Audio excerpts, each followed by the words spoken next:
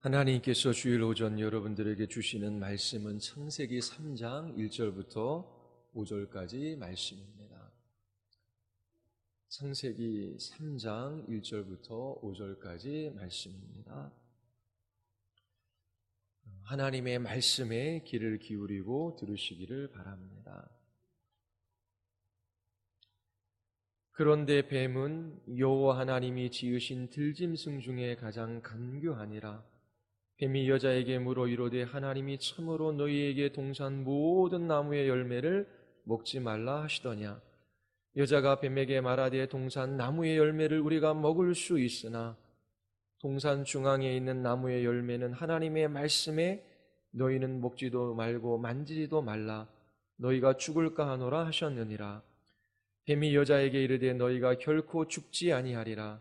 너희가 그것을 먹는 날에는 너희 눈이 밝아져 하나님과 같이 되어 선악을 알 줄 하나님이 아심이니라.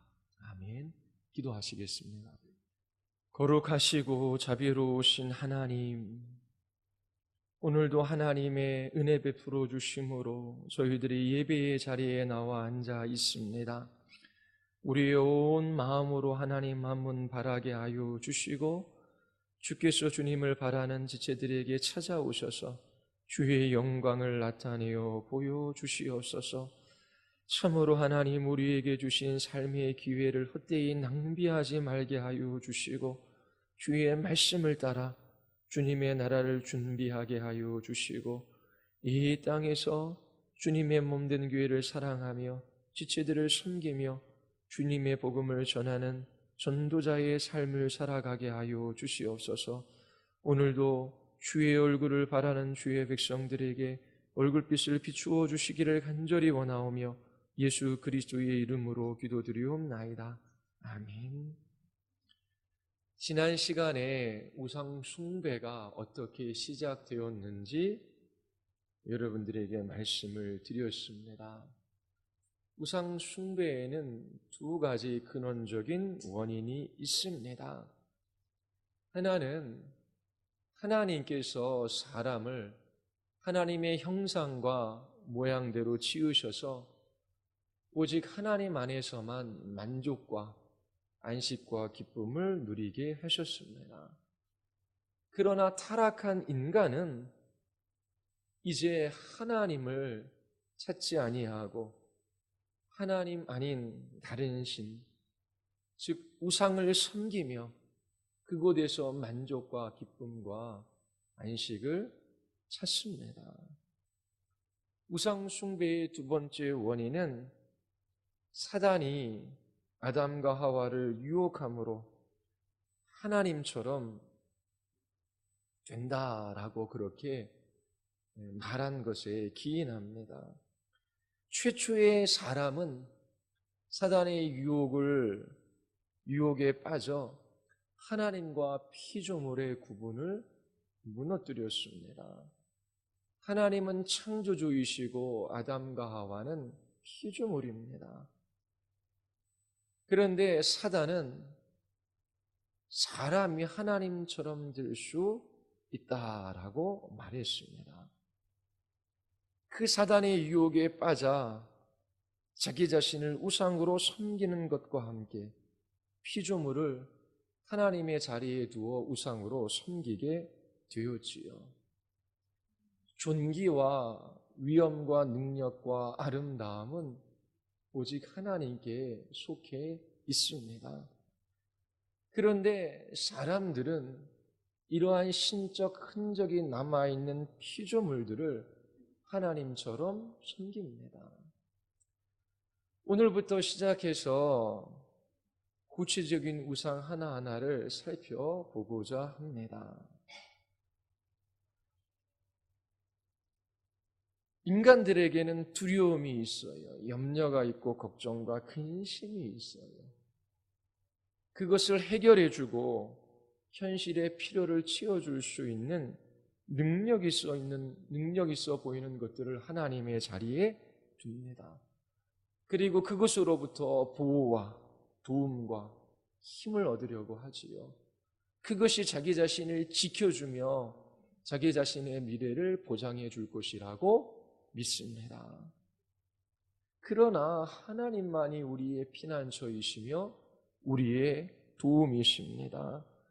하나님만이 우리의 모든 필요를 채워주시는 분이에요. 그럼에도 불구하고 이스라엘 백성들은 하나님과 겸하여 우상을 섬겼습니다. 오늘날 세상 사람들은 하나님께로 나아갈 수가 없어요. 하나님 대신 우상을 섬기며 그곳에서 만족과 기쁨과 안식을 누리며 살아갑니다. 하나님 아닌 다른 것들을 신처럼 섬기며 그것만 있으면 될 것처럼 살아갑니다. 그러나 문제는 교회에 다니는 사람들입니다. 마음과 목숨과 뜻을 다하여 하나님 한 분을 사랑하며 그 하나님 안에서 만족과 안식과 기쁨을 누리는 것이 무엇인지를 잘 몰라요. 예수 믿고 구원 받는다, 나는 천국 간다, 개인적인 구원에 관해서는 들어봤지만 그 구원이 무엇인지도 모르고 이 세상에서 하나님과 우상을 겸하여 섬기며 그렇게 살아갑니다. 이스라엘의 전 역사를 한번 살펴보십시오. 하나님과 우상을 겸하여 섬겼던 역사입니다. 왜 이스라엘 백성들이 망했습니까? 왜 가족이 찢겨져 뿔뿔이 흩어졌습니까? 그들은 왜 죽을 수밖에 없었습니까? 하나님 한 분 섬기라 명하신 주의 말씀을 듣지 않았어요. 그들은 자신의 경제력과 군사력 그리고 이방인들이 섬기는 바알과 아세라를 하나님과 겸하여 섬겼습니다. 그 결과는 비참할 수밖에 없었어요.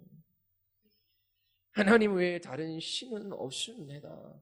타락한 인생들이 자기 자신과 이 세상의 신적 흔적이 보이는 그런 것들을 하나님의 자리에 두고 하나님처럼 숨기며 그곳에서 만족과 기쁨과 안식을 누리려고 합니다. 결국 헛된 인생일 수밖에 없습니다. 오늘은 하나님과 피조물의 구분을 깨고 만든 우상들이 있어요. 그 우상 중 가장 강력한 우상에 관해서 여러분들에게 말씀드리고자 합니다. 그것은 나라고 하는 우상입니다. 자아라고 하는 우상이지요. 어떻게 나 자신이 우상이 되는지 그 근원부터 살펴보기를 원합니다. 그리고 어떻게 하면 우리가 나라고 하는 우상을 깨뜨릴 수 있는지 여러분들에게 설교하겠습니다. 이 말씀을 통해 여러분들이 나라고 하는 우상을 버릴 수 있게 되기를 바랍니다. 인간은 누구나 자기중심적이에요. 부모들이 자녀들에게 너를 위하여 살아라, 자기중심적인 삶을 살아가라 가르치 않아도 본성적으로 천성적으로 자기중심적인 삶을 살아갑니다. 기독교 신앙을 가지고 있는 사람도 이 자기중심성을 벗어나기가 쉽지 않아요. 날마다 십자가 앞에서 자기 자신을 부인하고 자기 십자가를 지고 예수 그리스도를 쫓는 일 없이 불가능한 일입니다. 자아라고 하는 우상을 하나님과 겸하여 섬겨 나갑니다. 여러분은 교회가 여러분을 위해 존재한다라고 생각합니까? 아니면 여러분이 교회를 위해 존재한다라고 생각합니까? 신자는 주님의 몸된 교회의 지체로서만 실존적 의미와 가치가 있어요. 지체는 몸 전체에 기여할 때에 그 의미가 있습니다. 한 주간 주님의 몸된 교회의 지체로서 교회를 위하여 무엇을 하며 사셨습니까? 성소로 교회는 눈에 보이는 보편의 지교회예요.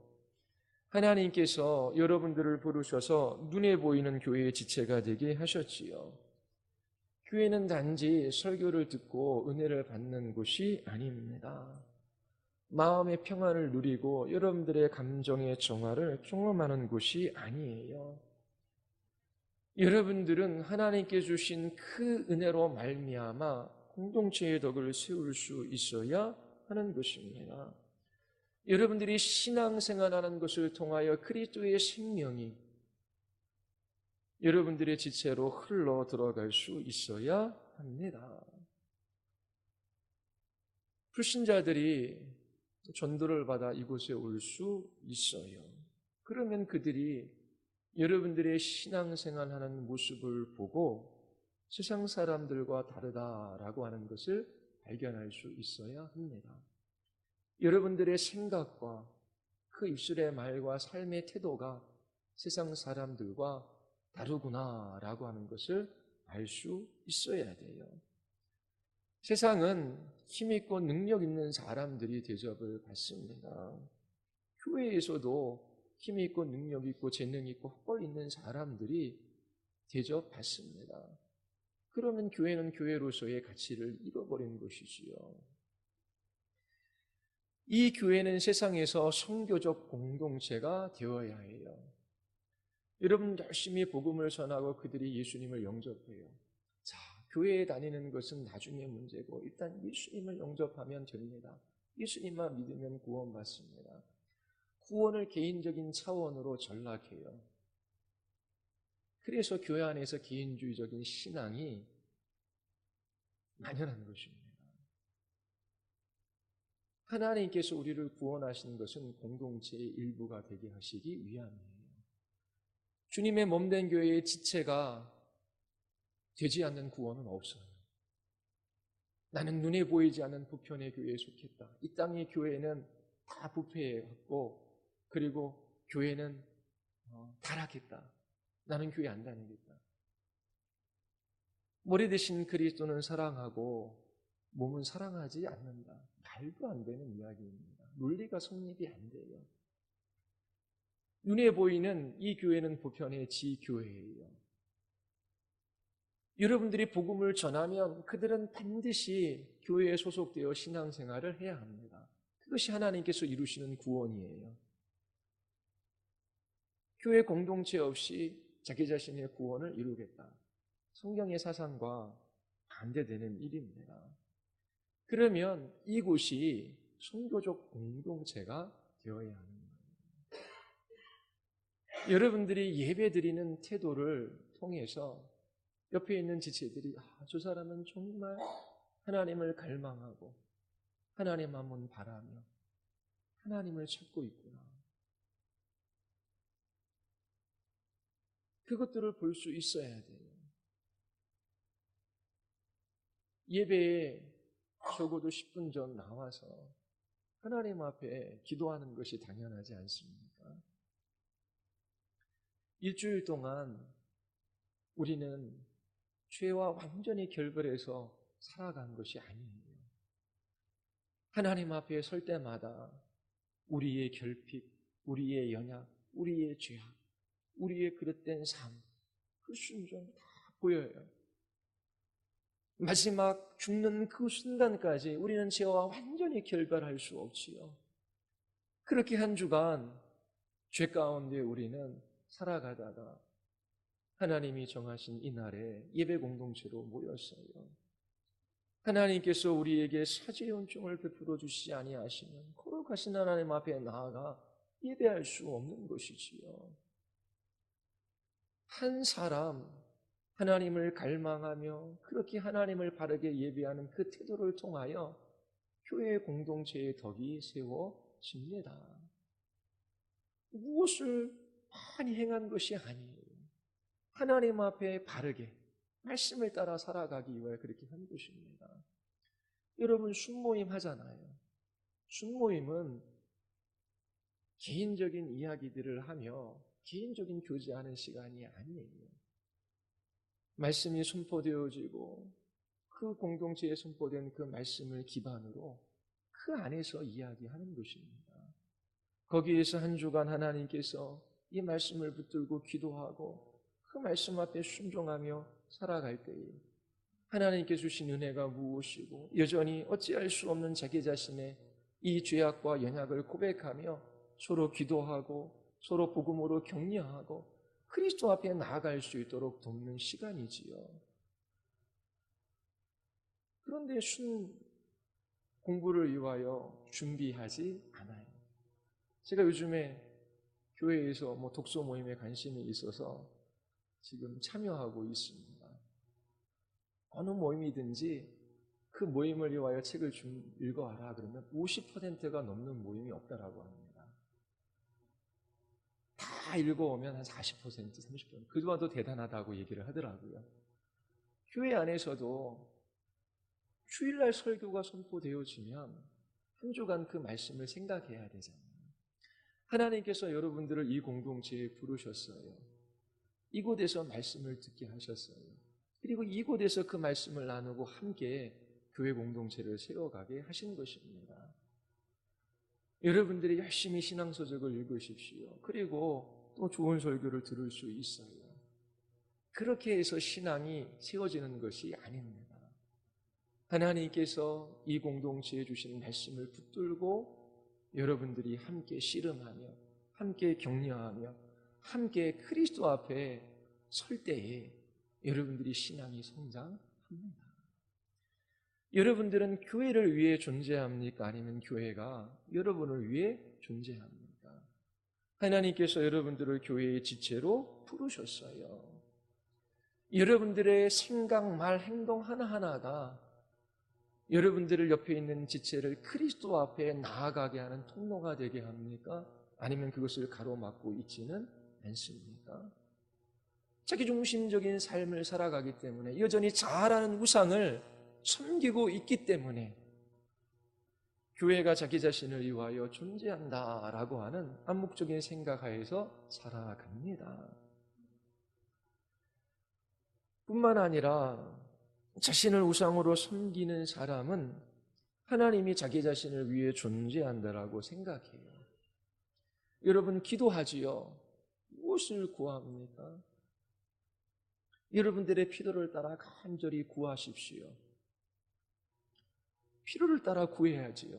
하나님의 나라에 이르기까지 육체적으로, 정신적으로, 영적으로 필요한 것이 많이 있어요. 그런데 그 모든 필요가 지금보다 단지 더 나은 삶을 위하여, 문제없고 행복한 삶을 위하여 구하는 것입니까? 이 교도들도 그렇게 기도해요. 자기 자신의 신을 끌어다가 자기 자신의 필요를 채우고 지금의 문제를 해결해주고 지금보다 더 나은 삶을 살아가는 것을 목적으로 삼습니다. 그리스도인들은 이 세상을 목적으로 삼지 않아요. 그들의 본향은 하나님의 나라입니다. 하나님께서 사명을 주셔서 이 땅에 살게 하셨지요. 그러면 여러분들이 구하는 그 모든 것이 하나님의 이름이 거룩히 여김을 받고 하나님의 나라가 이 땅 가운데 이루어지며 그 뜻이 이 교회 공동체 우리의 가정 안에 이루어지는 그것을 위하여 여러분들의 모든 필요를 따라 구하는 것입니다. 지혜가 없고 부족하고 연약하기에 때로 하나님 앞에 잘못 구할 수 있어요. 하나님 앞에 이것을 구합니다. 그때 하나님, 저에게는 이것이 필요하지만 하나님의 뜻이 어디에 있는지 제가 잘 알지 못합니다. 저는 지혜가 없는 연약한 인생입니다. 주께서 지혜가 없는 우리들에게 구하라 하셨지요. 꾸짖지 아니하시고 후회 주시는 하나님, 정말 하나님의 뜻이 어디에 있는지 구합니다. 주님, 나를 도와주시옵소서. 그러면서 주님의 뜻이 우리의 가정과 우리의 자녀와 이 교회와 이 땅에 이루어지기를 위하여 하나님 앞에 기도하며 주의 일하심을 기대하는 것이 우리의 기도입니다. 그런 과정이 하나님과 교통하고 교제하는 시간이 되는 거예요. 그러한 시간들을 통하여 하나님께서 우리를 거룩하게 빚어 가십니다. 그런데 대부분의 교인들은 기도하지 않아요. 기도를 하더라도 자기 자신의 필요를 따라 문제없고 조금 나은 삶을 위하여 기도하지 그 기도가 하나님의 이름과 나라와 그 뜻에 어떻게 연결되어지고 어떻게 하나님께서 나의 간구와 생각 이상으로 응답해 주시는지 그 선하신 하나님을 기도의 자리에서 찬양하는 이 기도의 세계들을 경험하지 못한 채 살아갑니다. 하나님이 자신을 위하여 존재한다라고 생각하며 자기 자신의 필요를 따라 구하는 사람들이 교회 안에 많이 있어요. 여러분들 중 하나님이 나의 필요를 채우기 위하여 존재한다라고 생각하는 사람이 많지는 않을 거예요. 그러나 실상 여러분은 자신을 위하여 하나님을 이용하며 살고 있지는 않습니까? 우리는 나라는 우상을 쉽게 벗어버릴 수가 없어요. 날마다 자기를 부인하는 삶을 살아가야 합니다. 자기 부인을 통한 자기 죽음의 길을 걸어가지 않고는 이 타락한 나로부터, 우리의 옛 자아로부터 벗어나 자유한 삶을 살아갈 수 없습니다. 오늘 읽은 본문 말씀을 통해 하나님 외에 다른 신의 자리에 어떻게 우리 자신을 두게 되는지 살펴보고자 합니다. 사단은 선악과를 먹음으로 창조주와 피조물의 구분을 무시하며 하나님과 같이 되어 선악을 알게 될 것이라고 말했어요. 이 사단의 제안을 한번 주목해 보십시오. 이 말을 들었을 때에 하와는 무엇을 기대했을까요? 자신이 창조주 하나님과 같은 신이 될 수 있을 것이라고 예상했을까요? 최소한 그는 하나님으로부터 독립한 신, 하나님을 의지하지 않고 스스로 살아가는 신을 생각했을 거예요. 사단은 선악과를 먹으면 하나님처럼 선악을 알게 될 것이다 라고 말합니다.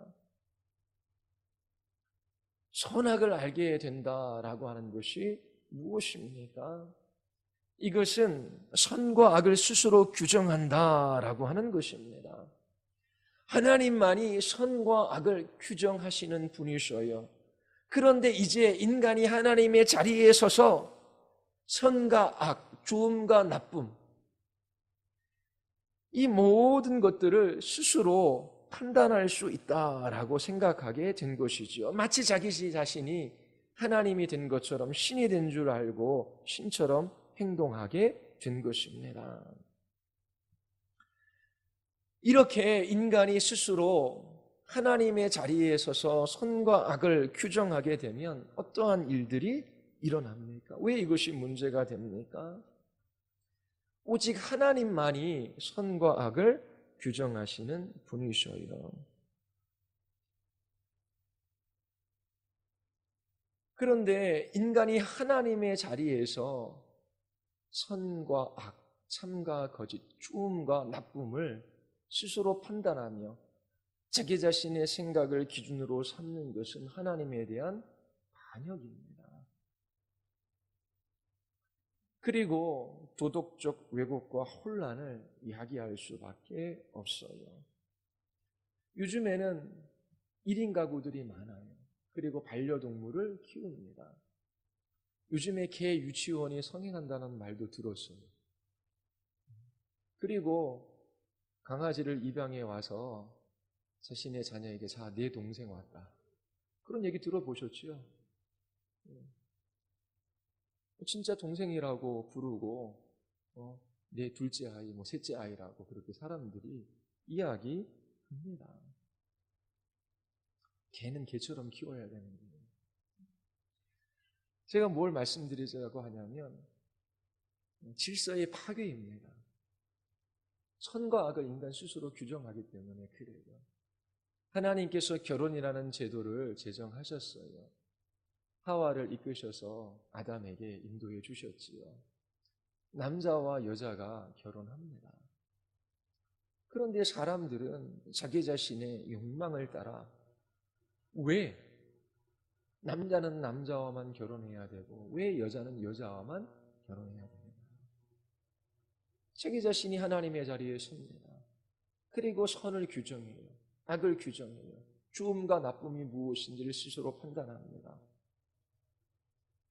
내가 남자와 결혼하는데 그게 당신에게 무슨 피해를 줬냐라고 하는 거예요. 자기 사랑의 극치지요. 끊임없이 자기 자신의 원함을 표현합니다.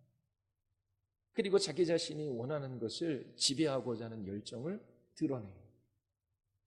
그러면서 사람들은 남자와 여자가 결혼하는 것이 아니라 동성간 결혼할 수 있다.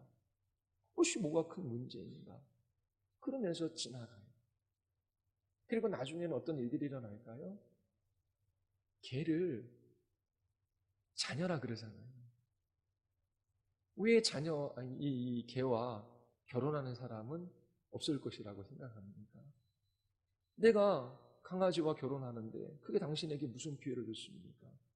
호주에 실제적으로 개에게 유산을 물려준 사례가 있습니다. 그래서 그 개를 돌보기 위하여 6명의 사람이 붙었어요. 어떻게 하든지 개의 생명을 계속 유지해 나가려고 합니다. 왜냐하면 실직하지 않으려고. 개에게 유산을 물려줘요. 왜 개하고 결혼하는 일이 불가합니까? 이처럼 인간은 끊임없이 하나님의 자리에 서서 선과 악을 규정하고 자기 자신의 욕망을 끊임없이 표출해요. 자기가 원하는 것을 끊임없이 드러내요. 우리의 아이들도 어렸을 때에 땡깡부리잖아요. 자기 사랑의 극치입니다. 자기가 원하는 것이 있어요. 그것을 얻기 위하여 물건도 집어던져요. 그리고 막 엄마 아빠도 때려요. 발을 동동동 구릅니다. 왜요? 자기 자신이 하나님의 자리에 있기 때문에 그래요. 제가 아내에게 잔소리 듣는 게 안 좋아요. 왜냐하면 저도 하나님의 자리에 처고하고 싶은 마음이 있기 때문에 그렇지요. 내가 알아서 하는데 그러잖아요. 자녀들도 잔소리 듣기를 싫어해요. 왜요? 내가 신인데 뭘 나에게 얘기해. 내가 알아서 내 인생 살아가는데. 이게 주유라는 게 여간 쉽지 않아요. 그리스도가 중심이 되어야 하는 것입니다. 이처럼 하나님의 자리에서 선과 악을 자기 자신이 규정하면 갈등과 분쟁이 끊임없이 일어나요. 전 세계에서 유일한 분단 국가가 여기에 있지요. 북한이 핵을 통해서 체제를 유지하려고 합니다. 핵 쏴서 공격하겠다는 게 아니잖아요. 그렇죠? 우리 체제 보존해 달라고 하는 것입니다. 너무나 우습잖아요. 그렇죠? 강대국들이 핵을 보유하고 힘의 균형을 유지해야지만 평화가 오는 것입니다. 이 세상은 그런 곳이에요. 왜요? 자기중심적인 삶을 살아가고 있기 때문에 그래요. 자, 우리 다 무기를 내려놓자. 그런 날이 언제 옵니까? 주님 다시 오시는 그 날에 그 모든 무기를 농기구로 바꾸는 거죠. 네. 끊임없이 갈등과 분쟁이 일어나요. 왜요? 하나님이 중심이 아니기 때문에 그렇습니다. 호수에 가면 물제비를 하지요. 그래서 납작한 돌을 쫙 던집니다. 그러면 퐁퐁퐁퐁퐁 해가지고 이제 그 돌이 굴러갑니다. 근데 돌을 호수에 뚝 떨어뜨리면 물제비가 안 되고 그냥 퐁 떨어지며 원을 그리며 이 물결을 쳐요. 근데 그 원은 하나잖아요. 그렇죠? 그런데 돌을 여러 개 던지면, 여러 사람이 던지면 이 물결이 여러 군데서 쳐요. 그리고 중심이 다른 이 물결은 반드시 부딪히게 되어져 있습니다. 각자가 신이에요. 각자가 하나님이에요. 그러니까 내 소원, 내가 원하는 것 들어달라고 하는 거예요. 자기의 욕망을 끊임없이 분출합니다. 그러면서 거기에 갈등과 분쟁이 일어나요. 그러니까 현대사회에 다른 모든 것들은 자기 마음대로 하되 법을 강화해서 법이 그 모든 분쟁을 해결해 주는 시대가 된 것입니다. 자, 사람들이 생각하는 선과 악이 무엇이겠습니까? 오늘날 사람들은 이 선과 악, 좋음과 나쁨, 참과 거짓의 중심에 자기 자신을 두고 있어요. 그리고 스스로의 결정을 존중하는 시대가 되었습니다. 제가 최근에 서강대 동양철학 교수님이 쓴 인간의 문의라고 하는 책인가요? 그 책을 읽을 수밖에 없어 읽었습니다.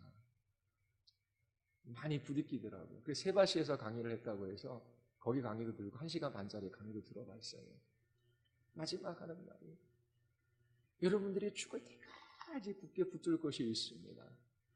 무한한 자기 신뢰와 무한한 무한한 자기 사랑입니다. 자율성을 가진 인간의 주체성. 그러면서 노자와 니체의 철학에 공부를 하신 것 같아요. 그러면서 자기중심성을 끊임없이 설파해요. 댓글을 달아보니까 네가 생각했던 것인데 거기에서 진리를 맛보고 자유를 경험했다라고 표현한 사람들도 많이 있었습니다. 내가 하고 싶은 것이 선이에요. 그리고 내가 하고자 하는 그것을 가로막는 환경이나 상황이나 사람, 그것이 악이 되는 것이지요. 우리의 어린 자녀들이 내 마음대로 하고 싶은데 부모가 제지하면 그건 악한 부모가 되는 거예요. 그러니까 부모를 향해서 폭력을 행사하기도 하지요. 그리고 부모와 자녀가 싸운다는데 말이 됩니까? 싸우는데요. 하나님께서 정해주신 질서가 있는데, 그런데 다 자기 자신이 하나님이 되었기에 그 자리를 누구나 조금 비집고 들어오면 끊임없이 그렇게 자기 자신의 욕망을 드러내며 갈등할 수밖에 없는 존재입니다. 자, 그러면 우리가 어떻게 나라고 하는 이 유상을 무너뜨릴 수 있을까요? 자기중심적인 사고를 버리고 하나님 중심적인 사고로 돌이켜야 돼요. 그러기 위해서 먼저 세상과 구원에 대하여 철저히 하나님 중심적인 사고를 가져야 합니다. 자, 구원이라고 하는 것, 그것은 우리 안에 있는 것이 아닙니다. 우리로 말미암은 것도 아니에요. 이 세상에 있는 것도 아니에요. 구원은 하나님께로부터 와야 하는 것입니다. 우리는 우리 스스로를 구원할 수 없어요. 인간은 인간 자신을 구원할 수 있는 능력과 지혜가 없습니다. 하나님께서 세상을 구원하기로 계획하셨어요. 그리고 예수 그리스도 안에서 하나님께서 그 구원을 이루십니다. 이것이 복음이에요. 성부 하나님께서 창세전에 우리를 택하셨습니다. 그리고 성자 하나님께서 죄인들을 위하여 십자가의 죽으심으로 그 구원을 이루셨지요.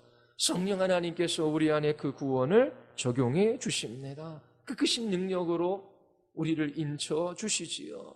그리고 이 구원은 개인적인 것이 아니에요. 에베소서 1장에 보면 구원을 어떻게 소개하냐면 하늘과 땅에 있는 모든 것들이 그리스도 안에서 통일되어지는 것입니다. 우리는 나는 하나님의 구원 계획의 전부가 아니에요. 우리 또한 하나님의 구원 계획 안에 있는 것이지요.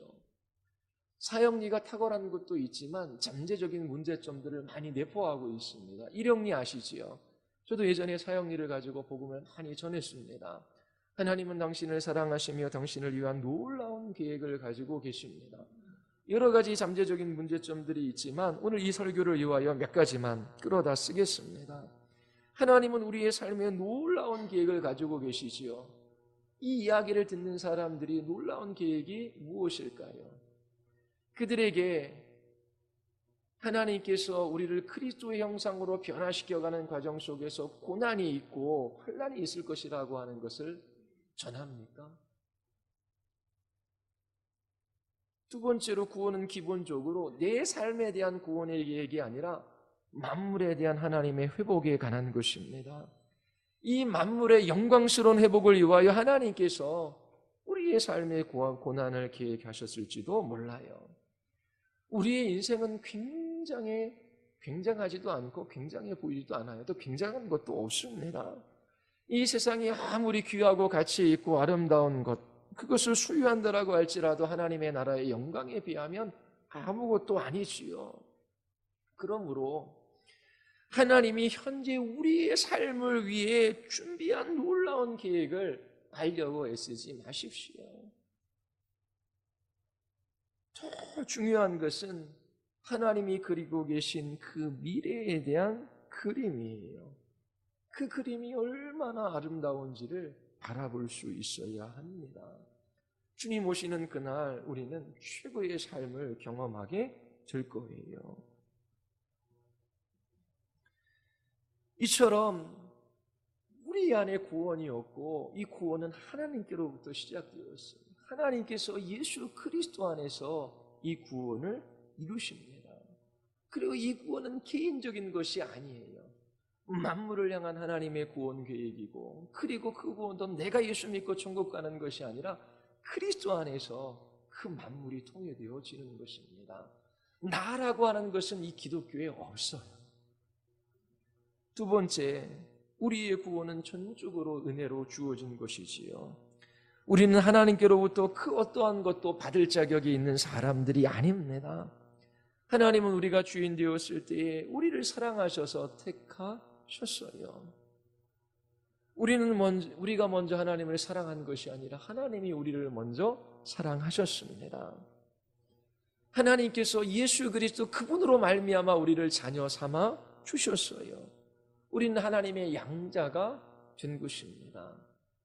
양자는 선택의 문제예요. 한국에서 가장 선호하는 입양, 비장애아 여자아이입니다. 예전에 장애를 가지고 있었던 아이들이 많이 버려지고 그렇게 고아원에 있었어요. 그러면 이 고아들이 입양될 때 장애 아들은 거의 99%가 해외로 입양되었습니다. 지금도 별반 크게 다르지는 않아요. 여러분, 장애가 있는 아이를 평생 자녀로 삼아 그 아이를 위하여 헌신하고 섬기며 그렇게 살아갈 용기와 힘이 있으십니까? 웬만한 결단과 사랑이 아니면 그 일을 할 수가 없어요.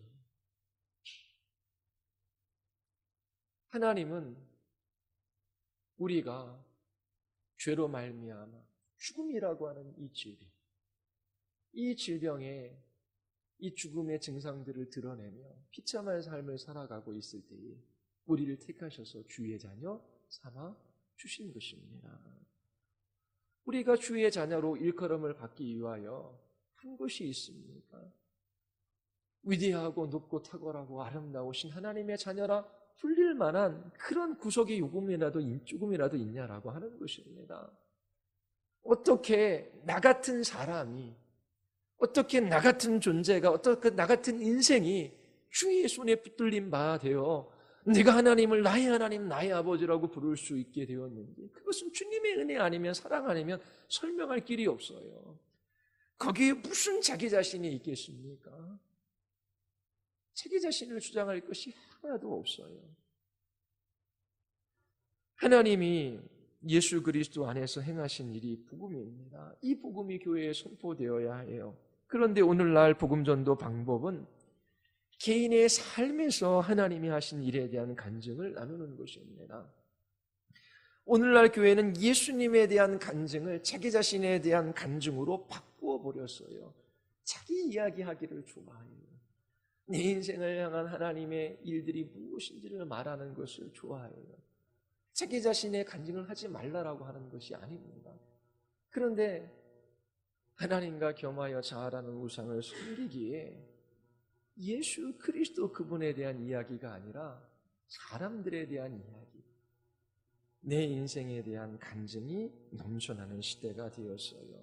우리는 복음을 전할 때에 주관적이고 영적인 경험을 전하도록 받은 것이 아니에요.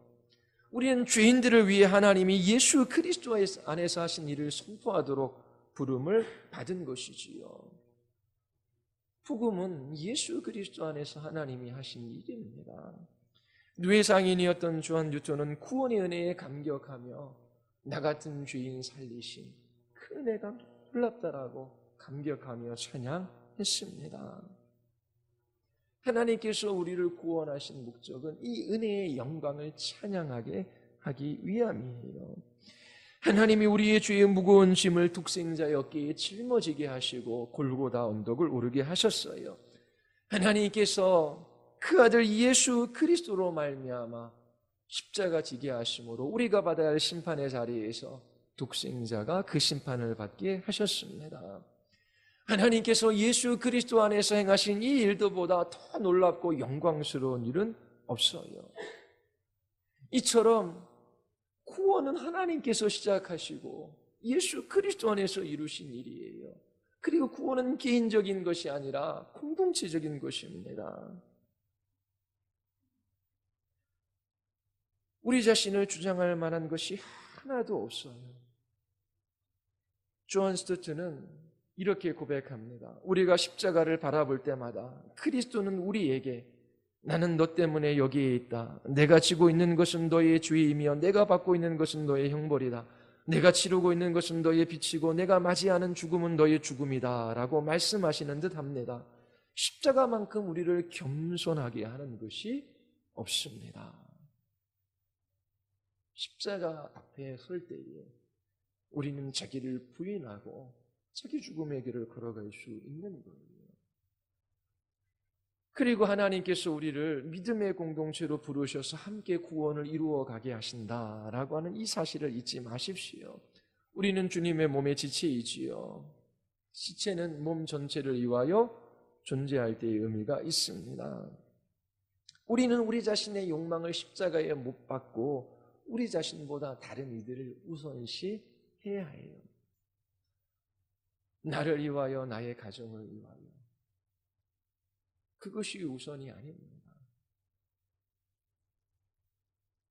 우리가 이처럼 자기 자신의 욕망을 십자가에 못 박고 다른 이들의 유익을 우선시할 수 있는 그 장은 교회예요. 교회 공동체입니다. 교회를 위하여 우리는 얼마나 자기 자신을 죽이고 다른 사람의 유익을 위하여 살고 있습니까? 다른 사람을 위하여 얼마나 자기 자신이 원하는 것을 그렇게 제쳐두고 있습니까? 이 교회가 선교적인 공동체로 주님이 이 교회의 머리이시며 주님께서 통치하고 다스린다라고 하는 것이 여러분들의 신앙생활을 통해 나타나야 돼요. 그것이 우리의 사명입니다. 우리의 구원은 이처럼 하나님께로부터 시작되었어요. 복음은 하나님이 예수 그리스도 안에서 행하신 일입니다. 전적으로 예수 그리스도 그분으로 말미암아 우리가 구원을 받아요. 이것은 모두 하나님의 사랑이요 은혜예요. 우리는 이 구원에 아무것도 보탤 것이 없습니다. 그리고 하나님께서는 이 구원을 개인적인 구원으로 말씀하신 적이 없어요. 우리를 공동체에 지체되게 하셨습니다. 그리스도를 중심으로 하늘과 땅에 있는 이 모든 것들이 통일되게 하시지요. 이러한 것들을 생각할 때에 자기를 주장할 만한 것이 하나도 없습니다. 그러므로 성도들은 날마다 내가 어떻게 구원받았으며 내가 어떻게 하나님의 자녀가 되었고 그리고 하나님께서 나에게 주신 사명이 무엇인지를 십자가 앞에 생각을 해야 돼요. 그리고 그 십자가 앞에 날마다 자기 자신의 옛자, 나를 못 받고 그리스도만을 주장하는 삶을 살아가야 하는 것입니다. 여러분들 곁에, 하나님 곁에 우상으로 여러분들 자신을 두고 있지 않는지 살펴보아야 해요. 날마다입니다.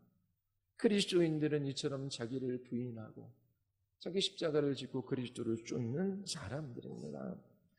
나라고 하는 존재는 예수 그리스도 그분 안에서만 만족과 안전과 가치를 가질 수 있는 존재예요.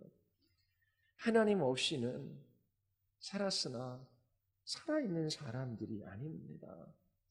하나님께서 규정하시는 선과 악, 그것을 계시하신 하나님의 말씀을 따라 살아갈 때에 참으로 복된 삶을 살아갈 수 있어요.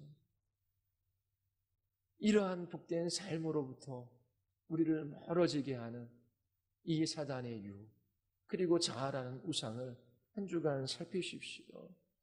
내가 교회를 위하여 존재하는지, 교회가 나를 위하여 존재하는지, 내가 하나님을 위하여 존재하는지, 하나님이 나를 위하여 존재하는지 여러분들이 길을 찾으시기를 바랍니다. 그리고 하나님만이 존귀와 영광과 찬양과 높임을 받는 참된 하나님이십니다. 여러분들이 한 주간도 그 하나님의 존엄과 위엄과 그 능력과 아름다움을 찬양하며 하나님 안에서 참된 만족과 안식과 기쁨을 누릴 수 있게 되기를 바랍니다. 우리 같이 기도하시겠습니다. 우리 이 시간 기도할 때에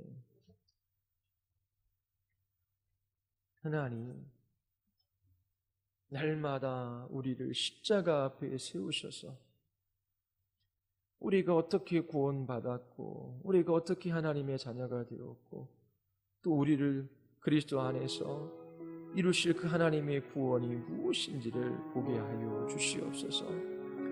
조금이라도 자기 자신을 주장하지 말게 하여 주시고 예수 그리스도 그분만 붙들게 하여 주시옵소서.